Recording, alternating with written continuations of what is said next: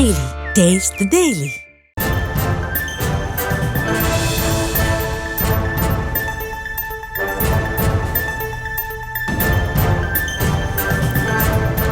அண்மை செய்தியை பார்த்து வருகிறோம். பயணிகளை கொள்ளையடிக்கும் ஆம்னி பேருந்துகள், குரட்டை விட்டு தூங்கும் திமுக அரசு, கட்டண கொள்ளைக்கு துணை போகும் மர்மம் என்ன என்று கேள்வி எழுப்பி பாமக தலைவர் அன்புமணி தனது எக்ஸ் பக்கத்தில் பதிவிட்டிருக்கிறார். அது குறித்தான அண்மை செய்தியை பார்த்து வருகிறோம். விவரங்களோடு இணைக்கிறார் எமது செய்தியாளர் சுப்புராமன். பாமக தலைவர் அன்புமணி தன்னுடைய எக்ஸ் பக்கத்தில் என்ன தெரிவித்திருக்கிறார்? விவரங்கள் என்ன?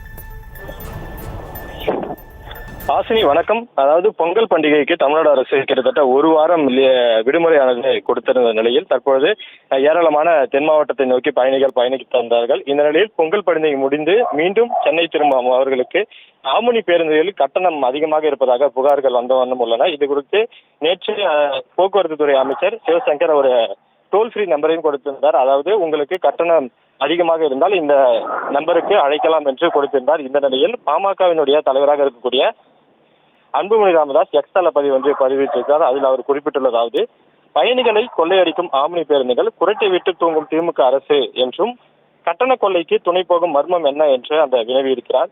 பொங்கல் திருநாளை கொண்டாடுவதற்காக சொந்த ஊர்களுக்கு சென்று திரும்பும் மக்களிடம் தனியார் ஆம்னி பேருந்துகள் வரலாறு காணாத கட்டண கொள்ளையை நடத்தி வருகின்றன. பொங்கல் திருநாளுக்கு சொந்த ஊருக்கு செல்வதற்காக வசூலிக்கப்பட்ட கட்டணத்தை விட மிக அதிகமான கட்டணம் சென்னைக்கு திரும்பி வருவதற்காக வசூலிக்கப்படுகிறது. நிலையில் இந்த கட்டண கொள்ளையை தடுப்பதற்கு எந்த நடவடிக்கையும் எடுக்காமல் குரட்டை விட்டு தூங்கிக் கொண்டிருக்கிறது திராவிட மாடல் அரசு என்றும், கட்டண கொள்ளைக்கு திமுக அரசு துணை போவது மிகவும் கண்டிக்கத்தக்கது என்றும் குறிப்பிட்டிருக்கிறார். அதே போல மதுரையிலிருந்து சென்னைக்கு 3,950 ரூபாய் கட்டணம் நிர்ணயிக்கப்பட்டுள்ளது. அதே போல பல்வேறு நகரங்களிலிருந்து சென்னைக்கு வருவதற்கு 6 முதல் 8 மடங்கு வரையிலும் தனியார் பேருந்துகளின் கட்டணத்தை உயர்த்தி இருக்கிறார்கள். விவரங்களுக்கு நன்றி சுப்புராமன்.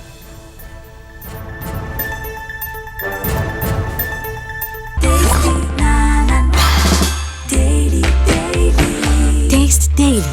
Taste the Daily.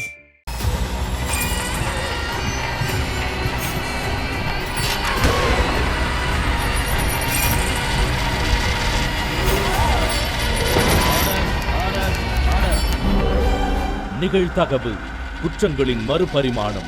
நாள்தோறும் இரவு 10 மணிக்கு இணைந்திருங்கள் நமது நியூஸ் தமிழ் தொலைக்காட்சியோடு.